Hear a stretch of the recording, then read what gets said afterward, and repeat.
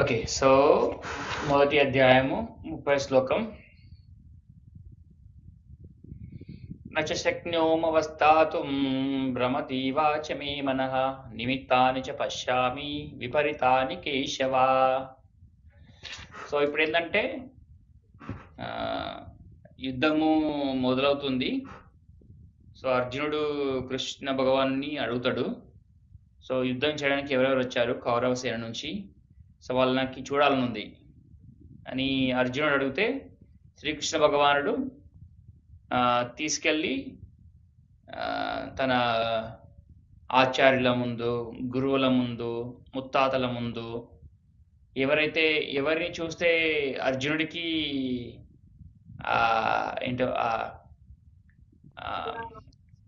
Disturbance వస్తుందో, ఎక్కడ ఎవరి దగ్గర నుంచి చలనం వస్తుందో అని చెప్పేసి భగవంతుడికి ఆల్రెడీ తెలుసు, రైట్. సో వాళ్ళ ముందెళ్ళి కనిపించే వరకు అప్పుడు అర్జునుడికి ఈ మొత్తం మనోభావాలన్నీ ఎక్స్పీరియన్స్ చేస్తున్నాడు. సో కొన్ని శ్లోకాలు లాస్ట్ టైం కవర్ చేసినాము. సో ఏమేమి ఫస్ట్ ఏంటిది, నా శరీరం అంతా కంపిస్తున్నది, నాకు రోమాంచం అవుతుంది, గాంధీవ ధనస్సు నా చేతి నుండి జారిపోతున్నది, నా చర్మం వండిపోతున్నది. ఎందుకంటే వాళ్ళని చూసేవారికి ఆటోమేటిక్గా చెమటలు వస్తున్నాయి. నేను ఎవరితో యుద్ధం చేయాలి, నేను నా ముత్తాతలతో యుద్ధం చేయాల్సింది, నా గురువులతోనా, నా సోదరులతోనా, నా పెద్దనాన్న చిన్ననాన్నలతోనా యుద్ధం చేయాల్సింది. సో ఒకసారి చూసేవారికి వీళ్ళతో యుద్ధం చేయాలని చెప్పేసి అందరికి చెమటలు వచ్చేస్తున్నాయి, బాడీలో షివరింగ్ వస్తుంది, వనకడం మొదలు పెడుతుంది, నోరు ఎండిపోతుంది, రైట్. వీళ్ళు నాతో యుద్ధం చేయడానికి వచ్చారా అంటే నన్ను చంపడానికి వచ్చారా, ఇప్పుడు నేను చంపాలా, రైట్. అలా అర్జునుడికి మైండ్లో ఇవన్నీ గుర్తొస్తున్నాయి అనమాట. సో ఇది 30 శ్లోకం కూడా సేమ్ అది. ఇప్పుడు నేను ఇక్కడ ఏమాత్రము నిలబడలేకపోతున్నాను, నన్ను నేనే మరిచిపోతున్నాను, నా మనస్సు గిర్రున తిరుగుతుంది. ఓ కృష్ణ కేశి సంహారి, నేను కేవలం విపరీతాలని చూస్తున్నానంటే ఓన్లీ బ్యాడ్ జరిగేదే చూస్తున్నాను, ఓన్లీ చెడు జరిగేదే చూస్తున్నాను. నేను యుద్ధం చేసినా వాళ్ళు యుద్ధం చేసినా జరిగే రిజల్ట్ మాత్రము చెడువే, ఇద్దరికి చెడువే. సో అది అర్జునుడు శ్రీకృష్ణ భగవానుడితోనే అంటున్నాడు అనమాట. నాకు ఇందులో నుంచి ఏం లాభం రావట్లేదు, ఏం లాభం కనిపించట్లేదు, నేను యుద్ధం ఎందుకు చేయాలి. సో వాళ్ళందరినీ చూసేవారికి ఆటోమేటిక్గా ఇవన్నీ కనిపిస్తున్నాయి. సో భాష్యం చూద్దాం. అసహనం వలన అర్జునుడు యుద్ధ రంగంలో నిలబడడానికి ఆసక్తుడయ్యాడు.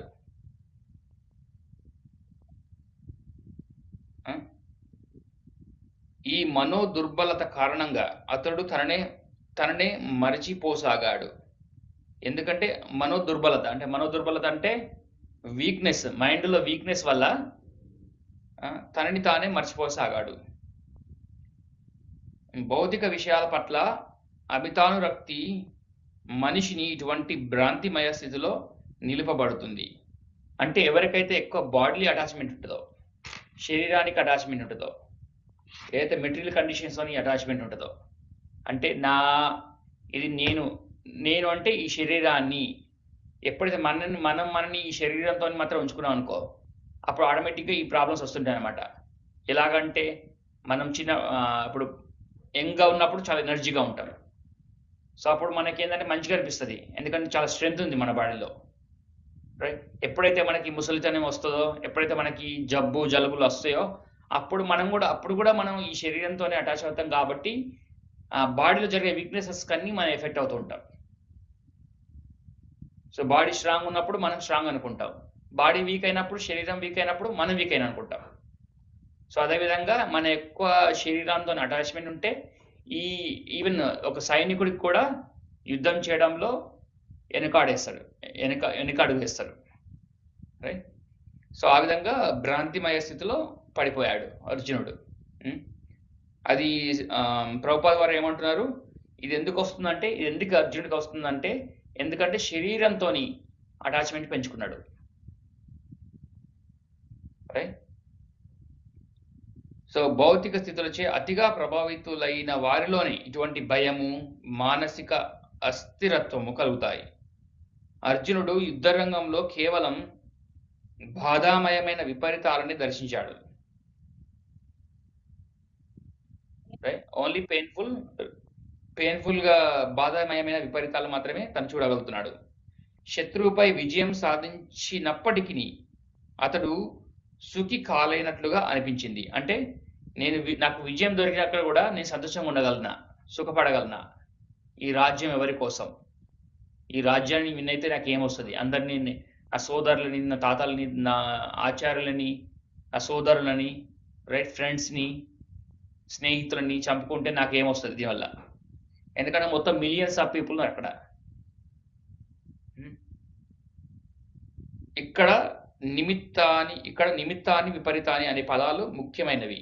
మనిషి తన ఆకాంక్షలలో కేవలం వైఫల్యంని చవి చూసినప్పుడు నేనిక్కడ ఎందుకు ఉన్నాను అని అనుకుంటాడు.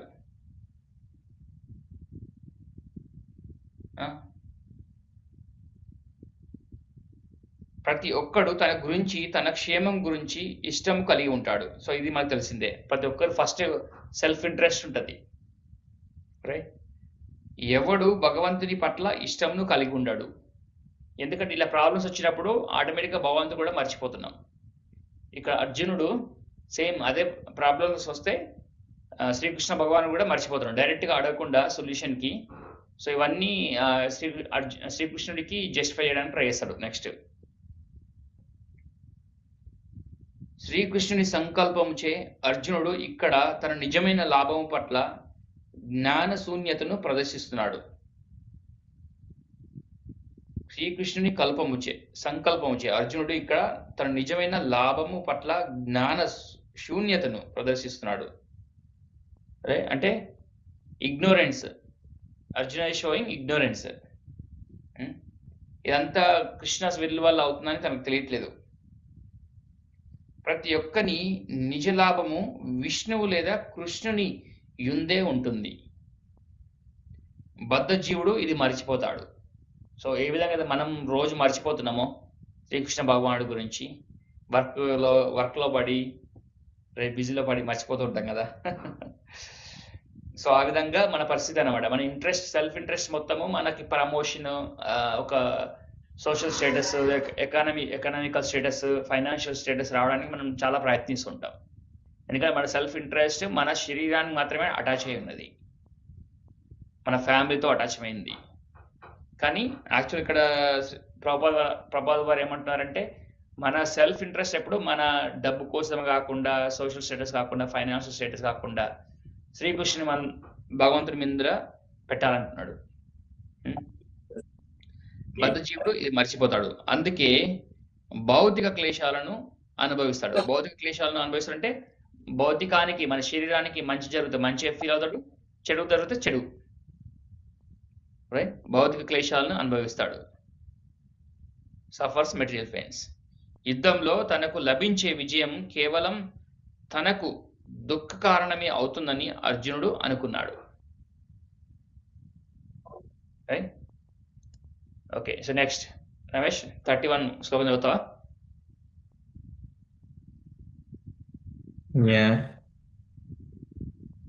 ఇంగ్లీష్లో అంటే, నచేశ్రేయ అనుపశ్యామి హత్వా స్వజానమాహవే. ఓకే, నేను చెప్తాను, you repeat after me. Okay, నచేశ్రేయోనుపశ్యామి నచేశ్రేయోనుపశ్యామి హత్వా స్వజనమాహవే నకాంక్షే విజయం కృష్ణ నచ రాజ్యం సుఖాని చ. ఓకే, చదువు ట్రాన్స్లేషన్స్. కృష్ణ, ఈ యుద్ధంలో స్వజనమును చంపడం ద్వారా ఏ విధంగా శ్రేయస్సు కలుగుతుందో నేను గాంచలేకపోతున్నాను. తదనంతర విజయమును గాని, రాజ్యమును గాని, సుఖమును గాని నేను కోరను. భాష్యం. తన నిజ లాభం విష్ణువులో లేదా కృష్ణులలో ఉన్నదని ఎరుగక బద్ధజీవులు దేహ సంబంధాల పట్ల ఆకర్షితులై అట్టి స్థితులలో సుఖ భాగుల మౌతామని ఆశపడతారు. సో నిజమైన సంతోషం, నిజమైన లాభం విష్ణువు లేదా కృష్ణునిలో ఉన్నదని మనం ఎరుగక, తెలియకుండా మనకి దేహ సంబంధాల పట్ల ఆకర్షితులం.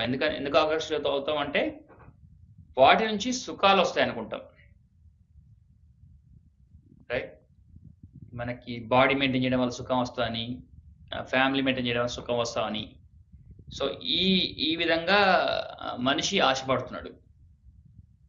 సెల్ఫ్ ఇంట్రెస్ట్ మొత్తము భగవంతుడిలో పెట్టకుండా ఆ ఇంట్రెస్ట్ మొత్తము మెటీరియల్ కండిషన్స్ని బాగుపరచుకోవడానికి ట్రై చేస్తున్నాడు. సో అది ఇక్కడ ప్రభుపాద వారు అంటున్నారు.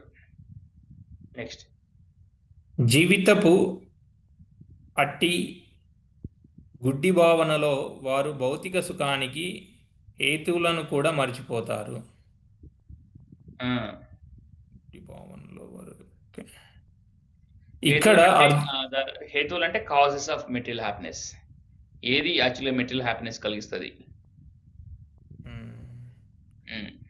ఇక్కడ అర్జునుడు క్షత్రుని నైతిక ధర్మాలను కూడా మర్చిపోయినట్లు కనిపిస్తున్నది. తన డ్యూటీస్ కూడా మర్చిపోతున్నాడు. శ్రీకృష్ణుని ప్రత్యక్ష దేశంలో యుద్ధరంగంలో మరణించే క్షత్రియుడు పూర్తిగా ఆధ్యాత్మిక సాధనకే అంకితమైన సన్యాసి అనే రెండు రకాల వ్యక్తులు ఎంతో శక్తివంతం దేదీప్యమానం అయినట్టి సూర్యమండలంలో ప్రవేశించడానికి యోగులవుతారని చెప్పబడింది. సో ఏంటంటే ఇందులో యుద్ధంలో చనిపోయిన వారు రెండు రకాల పీపుల్, రెండు రకాల మనుషులు ఎవరిని సన్ గ్లోబ్కి వెళ్తారని. సో ఇందులో చనిపోయినా కూడా మంచి జరుగుతుంది. ఆ మంచి జరుగుతుంది అనేది మర్చిపోయాడు అర్జునుడు.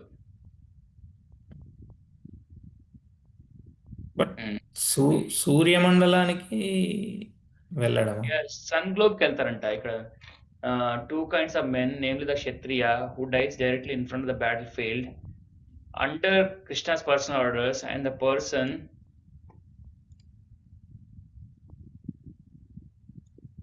టూ టైప్స్ ఆఫ్ పీపుల్ అంటే ఒకరేమో శ్రీకృష్ణ భగవానుడి ముందు చనిపోయిన వాళ్ళు.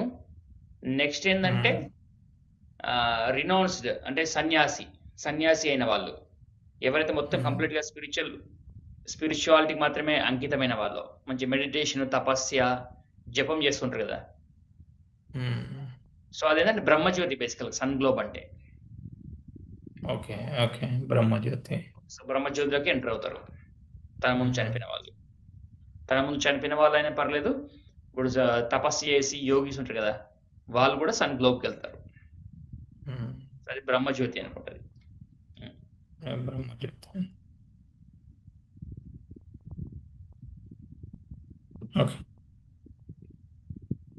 బంధువులు మాట అటుంచి తన శత్రువులను చంపడానికి అయినా అర్జునుడు విముఖుడై ఉన్నాడు.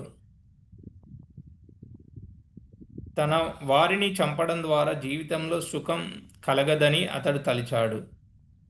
అందుకే ఆకలి లేనివాడు వంట చేయడానికి ఇష్టపడనట్లుగా అతడు యుద్ధం చేయడానికి ఇష్టపడలేదు.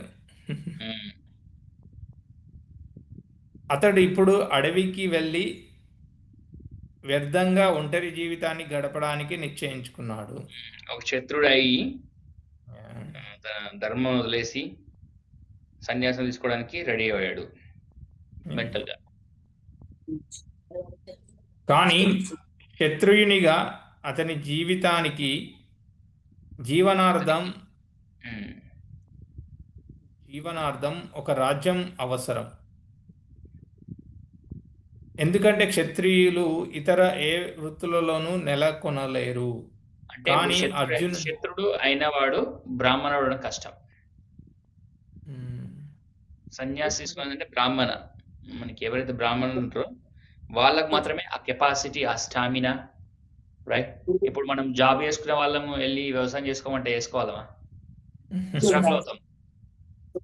సో అదేవిధంగా ఈవెన్ శ్రీకృష్ణ భగవానుడు చెప్పేది ఏంటంటే, అర్జునుడు ఇప్పుడు నీ కన్వీనియన్స్ ఉండొచ్చు, నువ్వు యుద్ధము వదిలేసి పారిపోవచ్చు, కానీ యుద్ధం వదిలేసి పారిపోయినప్పటికీ కూడా అక్కడికి వెళ్ళాక కూడా అక్కడ ప్రాబ్లమ్స్ ఉంటాయి. నువ్వు మెడిటేషన్ చేయలేవు, సన్యాసం చేయలేవు, ఒక శత్రుడివి నీకు ఇది ఇన్కంపాటబుల్.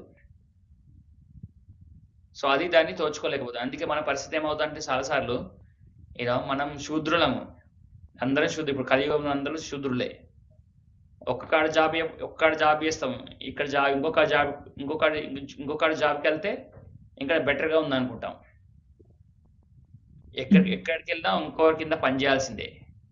సో టెంపరీగా అలా ఎక్స్పెక్ట్ చేసి మన కొందరు ఆటోమేటిక్గా జాబ్స్ చేంజ్ చేస్తూ ఉంటారు. బట్ ఎక్కడికైనా అదే మిజరీ ఉంటుంది ఓవర్ టైం. సో అందుకే అది మన ఇక్కడ నుంచి అర్థం చేసుకోవాల్సింది. ఓకే. ఎందుకంటే క్షత్రువులు ఇతర ఏ వృత్తులలోనూ నెలకొనలేరు. కానీ అర్జునునికి రాజ్యం లేదు. జ్ఞాతులతో సోదరులతో పోరాడి అంటే కజిన్స్. ఓకే, కజిన్స్ సోదరులు జ్ఞాతులతో సోదరులతో పోరాడి పితృదత్తమైన రాజ్యాన్ని తిరిగి పొందడం. అంటే మన ఫాదర్ నుంచి వచ్చిన ప్రాపర్టీ రాజ్యాన్ని తిరిగి పొందడం ఒక్కటే అర్జునికి ఏకైక రాజ్యప్రాప్తి అవకాశంగా ఉన్నది. అయినా దానిని అతడు చేయగోరడం లేదు. అందుకే అడవికి వెళ్ళి ఒంటరిగా భగ్న జీవితాన్ని గడపడమే తనకు తగినదని అతడు భావించాడు. ఓకే. తనకేంటంటే రాజ్యం ఇది యుద్ధం నుంచి పారిపోవాలని. ఎందుకనేది ఇక్కడ తర్వాత తెలుస్తుంది. ఓకే. కిం నో రాజ్యేన Govinda. You want repeat after me Ramesh? yes. కిం నో రాజ్యేన గోవింద. కిం నో రాజ్యేన గోవింద. కిం భోగై జీవితేన వా. కిం భోగి జీవితేన వా. ఏషామర్దే కాంక్షితం నో. ఏషేమర్ద కాంక్షితం నో. రాజ్యం భోగా సుఖాని చ. రాజ్యం భోగా సుఖాని చ. తైమేవ స్థితా యుద్ధే. తైమేవ స్థితా యుద్ధే. ప్రాణం త్యక్త్వా ధనాని చ. ప్రాణం త్యక్త్వా ధనీవ చ. ధనిన చ. ధనాని చ. ధనాని చాం. ఆచార్యా పితరా పుత్రాస్. ఆచార్యాం పితరా పుత్రాస్. తదైవాచా పితామహా. తదైవాచ పితామహా. మాతులా శ్వశురా పౌత్రా. మాతులా శ్వశురా పౌత్రా. శ్యాలా సంబంధినస్తదా. వాలా సంబంధినస్తదా. ఏతాన్ హంతుమిచ్చామి. ఏతాన్ హంతుమిచ్చామి. జ్ఞాతోపి మధుసూదన. జ్ఞాతోపి మధుసూదన. అపి త్రైలోక్య రాజస్య. అపి త్రైలోక్య రాజస్య. ఏతో కిం ను మహీకృతే. ఏతో కిం ను మహీకృతే. నిహత్యాదార్తరాష్ట్రాన్న. నిహత్యాదార్తరాష్ట్రాన్య. కా ప్రీతి సా జనార్దన. కా ప్రీతి సనార్జన. ట్రాన్స్లేషన్. ఓ గోవింద, మేము ఎవరి కొరకైతే రాజ్యమును, సుఖమును, చివరికి జీవితమును కోరుకుంటున్నామో వారే ఇప్పుడు ఈ యుద్ధరంగంలో నిలబడినప్పుడు వాటి వలన మాకు ఉపయోగమేమిటి? ఓ మధుసూదన, గురువులు, తండ్రులు, పుత్రులు, తాతలు, మేనమామలు, మామలు, మనుమలు, బావమరుదులు, ఇతర బంధువులు తమ ప్రాణాలను, ఆస్తులను త్యజించడానికి సిద్ధపడి నా ఎదుట నిలబడి నన్ను చంపగోరినప్పటికినీ నేనెందుకు వారిని చంపగోరాలి? ఓ సకల జీవ పోషకుడా, ఓ సకల జీవ పోషకుడా, అది శ్రీకృష్ణ భగవానికి అంటారు. సో సకల జీవ పోషకుడా. సో బేసిక్గా అందరినీ పోషించేది శ్రీకృష్ణ భగవానుడు. అది అర్జునుడు ఇక్కడ చెప్తున్నారు. ఈ ధరిత్రి మాట అటుంచి ముల్లోకాలను పొందిన నేను, ఈ ధరిత్రి మాట అటుంచి అంటే ఈ ఇక్కడ ఎర్త్ మీద ఉన్న కింగ్డమ్ వదిలేసి ముల్లోకాలను పొందిన, ఇదే కాదు దీన్నే కాకుండా ఇంకా ముల్లోకాలను, 3 లోకాలని పొందిన నేను వారితో యుద్ధం చేయడానికి సిద్ధంగా లేను. ధృతరాష్ట్రుని పుత్రులను చంపడం ద్వారా మేమెట్టి ఆనందాన్ని పొందగలము. ఏ విధంగా ఆనందాన్ని పొందగలను? భాష్యం. గోవులకు అంటే ఆవులకు, ఇంద్రియాలకు శ్రీకృష్ణుడే సకలానంద విషయము కనుక అర్జునుడు అతనిని గోవింద అని సంబోధించాడు. గోవులకి, ఇంద్రియాల కంటే మన సెన్సెస్కి, 5 సెన్సెస్కి. సో మన 5 సెన్సెస్ ఎప్పుడు నిజంగా సాటిస్ఫై అవుతాయంటే ఎప్పుడైతే మనం శ్రీకృష్ణ భగవాన్ డివోటీ అవుతామో అప్పుడు ఈ 5 సెన్సెస్ సాటిస్ఫై అవుతుంది. దీని గురించి ఒక full discover your self course చెప్పచ్చు. మనకేందంటే మన ఫెసిలిటీస్ పెంచుకుంటే మనకి ఈ 5 ఇంద్రియాలు అనేది సంతోషపడతాయని అనుకుంటాం. కానీ ఇక్కడ చూడండి, గోవింద అంటే గోవులకి, ఇంద్రియాలకి. అందుకే గోవింద అంటే బేసికల్ ఏంది, మీనింగ్ ఏంటి? గో అంటే ఆవులు, ఇంద అంటే ఇంద్రియాలని. గోవులని, ఇంద్రియాలని సాటిస్ఫై చేసే పర్సనాలిటీని గోవింద అంటారు. అది ఓన్లీ శ్రీకృష్ణ భగవానుడు చేయగలరు. అందుకే గోవింద అనే పేరు వచ్చింది అనమాట. సో గోవులకు, ఇంద్రియాలకు శ్రీకృష్ణుడి సకలానంద విషయము కనుక అర్జునుడు అతనిని గోవిందాన్ని సంబోధించాడు. ఈ ప్రత్యేక పద ప్రయోగం ద్వారా అర్జునుడు ఏది తన ఇంద్రియాలకు సంతృప్తిని కలిగిస్తుందో దానిని శ్రీకృష్ణుడు తప్పక తెలుసుకోవాలని సూచిస్తున్నాడు. అంటే బేసికల్గా కృష్ణ ఆల్రెడీ నోస్ ఏది అర్జునుడిని సాటిస్ఫై చేయగలదు. ఎందుకంటే ఎదుట ఉన్న సిచ్యువేషన్ అర్జునుడిని సాటిస్ఫై చేయట్లేదు. అర్జునుడి సెన్సెస్ని ఇబ్బంది పెడుతున్నాయి, రైట్? కానీ గోవిందుడు మన ఇంద్రియ తృప్తి కొరకే ఉద్దేశించబడలేడు. ఇది ఒక ఇంపార్టెంట్ సెంటెన్స్ ఇక్కడ. సో గోవిందుడు మన సెన్సెస్ ని సాటిస్ఫై చేయడానికి లేడు. మనము గోవిందుడి సెన్సెస్ ని సాటిస్ఫై చేయాలి. ఎప్పుడైతే మనం గోవిందుడి సెన్సెస్ సాటిస్ఫై చేస్తామో మన సెన్సెస్ సాటిస్ఫై అవుతాయి.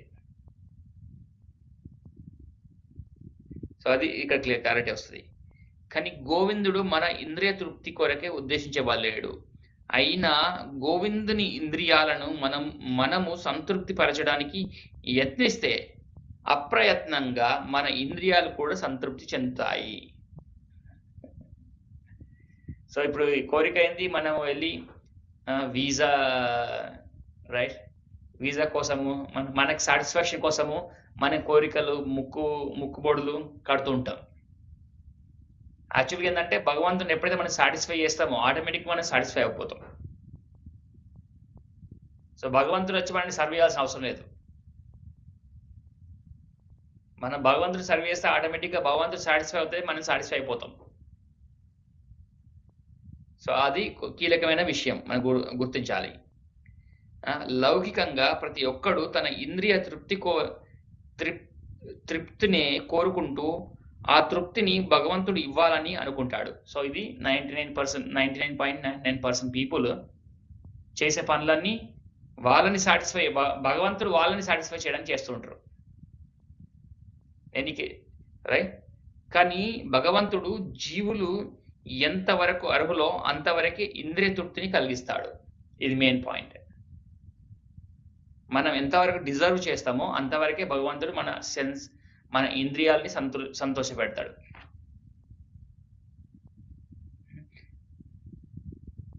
కానీ వారు కోరినంత కాదు. అయినా మనిషి దీనికి విరుద్ధ మార్గాన్ని చేపట్టినప్పుడు, అంటే స్వీయేంద్రియ తృప్తిని కోరకుండా గోవిందుని ఇంద్రియ తృప్తికి ప్రయత్నించినప్పుడు ఆ గోవిందుని కృపతో అతని సమస్త కోరికలు నెరవేరుతాయి.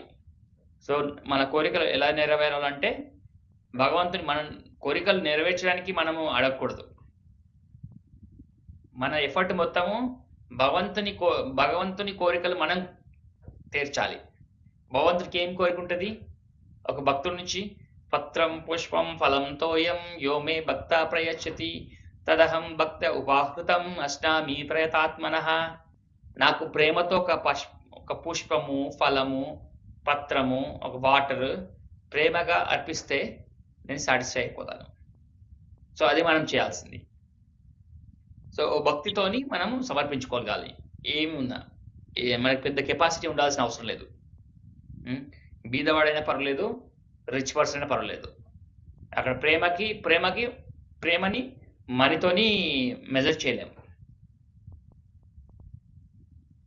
ఓకే. తన జాతి కుటుంబ సభ్యుల పట్ల అర్జునునికి ఉన్న గాఢానురాగము వారి ఎడ ఉన్నట్టి సహజ కరుణ కారణంగా కొంత ఇక్కడ ప్రదర్శితం అవుతుంది. సహజ కరుణ వల్ల. అందుకే అతడు యుద్ధానికి సిద్ధపడలేదు. ప్రతి ఒక్కడు తన సంపత్తులను బంధుమిత్రులకు చూపించాలని అనుకుంటాడు. కానీ తన బంధుమిత్రులందరూ యుద్ధరంగంలో వధింపబడతారు కనుక విజయము తర్వాత తన సంపదను వారితో పంచుకోలేనని అర్జునుడు భయపడ్డాడు. సో ఇవన్నీ డీపర్ మీనింగ్స్, లోతుగున్న అర్థాలు. అర్జునుడు ఎందుకు చేయలేకపోతున్నాడు యుద్ధంలో? రైట్. ఎవరైనా యుద్ధం చేసేది తన వాళ్ళ బాగుపడడం కోసం మాత్రమే యుద్ధం చేస్తారు. ఈ యుద్ధం వల్ల తన వాళ్ళని కోల్పోవడం వల్ల ఈ సుఖాన్ని ఎవరికి పంచాలి? యుద్ధం చేసి. ఇప్పుడు అర్జునుడు వెళ్ళి వేరే వాళ్ళని, సోదరులు కాని వాళ్ళని యుద్ధం చేయమంటే చేసి రావడానికి ఓకే, ఎందుకంటే అక్కడ నుంచి మనకి రాజ్యం వస్తే తన వాళ్ళు సంతోషపడతారని. తన పిల్లలు, ఫ్యామిలీస్, రిలేటివ్స్, బ్రదర్స్, కజిన్స్ వీళ్ళందరూ ఎంజాయ్ చేస్తారని రాజ్యం. ఇక్కడ తన వాళ్ళతోనే ఫైట్ చేయాలి, వాళ్ళని చంపుకోవాలి. ఎవరి కోసం ఈ ఆనందం అని? వారిని సంహరించవలసిన అవసరమే ఉంటే కృష్ణుడే స్వయంగా వారిని వధించాలని అతడు అనుకున్నాడు. యుద్ధరంగానికి రాకముందే వారిని శ్రీకృష్ణుడు అది వరకే సంహరించాడని, తాను కేవలం శ్రీకృష్ణుని చేతిలో పనిముట్టుగా కావాల్సి ఉన్నదని అర్జునికి ఆ క్షణంలో తెలియరాలేదు. ఈ సత్యము రాబో అధ్యాయాలలో వెల్లడి చేయబడుతుంది. సో అర్జునుడి పరిస్థితి, మన పరిస్థితి సేమ్. ఈ మెటీరియల్ బాడీ వచ్చిన తర్వాత మనం ఏంటంటే ఈ శరీరంలోకి వచ్చింది మనని మనం సర్వ్ చేసుకోవడానికి అనుకుంటాం. ఈ శరీరంలో వచ్చినప్పటికి కూడా సర్వ్ చేయాల్సింది భగవంతున్నే. భగవంతుని సహజ భక్తునిగా అర్జునుడు తన దుష్ట జ్ఞాతులు, సోదరుల పట్ల, దుష్ట జ్ఞాతులు అంటే ఈ కజిన్స్, బ్యాడ్ కజిన్స్, సోదరుల పట్ల ప్రతీకారము తీర్చుకోవాలని అనుకోలేదు. కానీ వారినందరినీ వధించడమే భగవంతుని సంకల్పం. రైట్. భక్తుడెన్నడును దుర్మార్గుని పట్ల ప్రతీకారము చేయడు. కానీ భక్తుని పట్ల దుర్మార్గులు చేసే ఎటువంటి అపరాధాన్ని భగవంతుడు సంహరించాడు. సో ఇది మెయిన్ పాయింట్.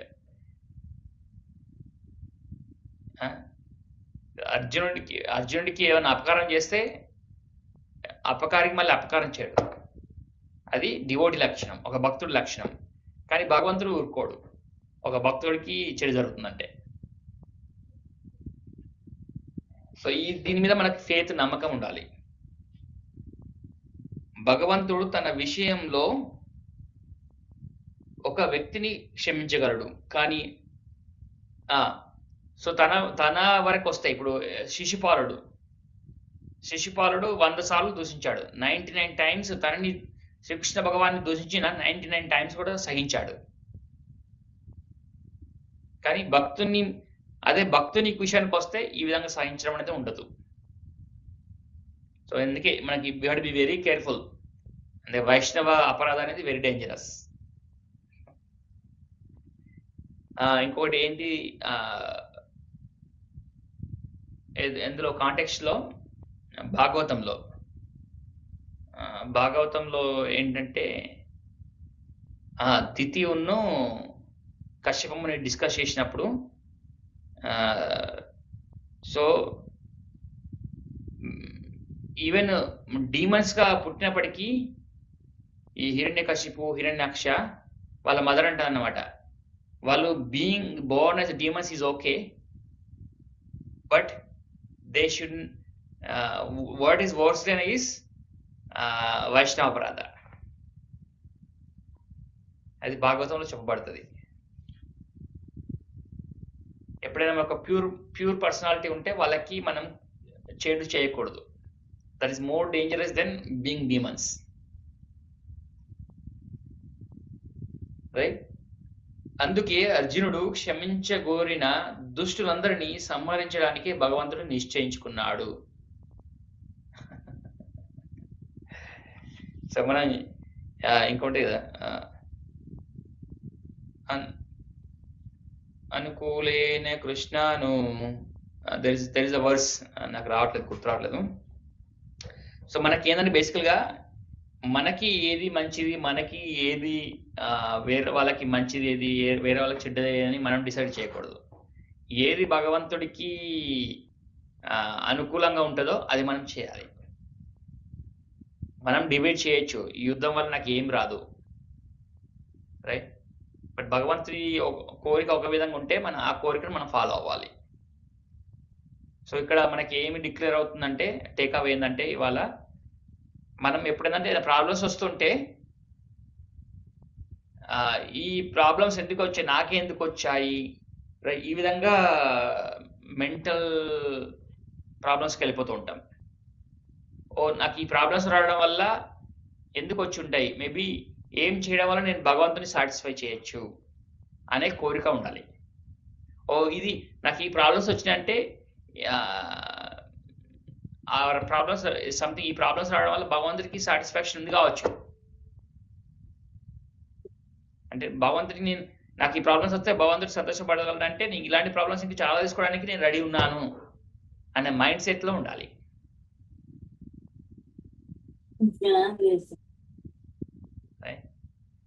అది టేక్అవే మెయిన్ గా. సో ఇవాళ ఇక్కడ కాపిద్దాము, ఈ యొక్క ఈవెంట్ ఉంది. Any question Ramesh? So main takeaway ఏంటంటే మన focus should be on Krishna. మన focus never should be on our body or మన ఎక్స్టెండెడ్ రిలేషన్షిప్స్, ఫ్యామిలీ రిలేషన్షిప్స్. అవి టాప్ ప్రయారిటీ కాదు. Srikrishna Bhagwan top priority. Definitely we have to serve the family also.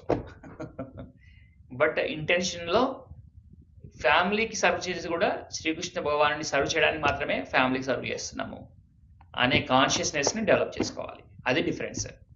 ఫ్యామిలీకి serve చేస్తావు, కానీ ఫ్యామిలీకి ఎందుకు సర్వ్ చేస్తావు? నేను ఫ్యామిలీకి సర్వ్ చేస్తే భగవంతుడు సాటిస్ఫై అవుతాడు అని చెప్పేసి సర్వ్ చేయడం. ఎందుకంటే అక్కడ డైరెక్ట్ కృష్ణ భగవానుడు డైరెక్ట్ ఎదురుగా ఉన్నారు. డైరెక్ట్ ఒపీనియన్ తీసుకోకుండా తనించి తానే ఇవి అర్జునుడు చెప్తున్నాడు. ఎవెన్చువల్ గా కృష్ణుడు వింటాడు, చివరికి ఇంకా డైరెక్ట్ గా శ్రీకృష్ణ భగవాన్ని అడుగుతాడు, ఏం చేయాలి కృష్ణ ఈ టైంలో, what is right for me, నువ్వే చెప్పు.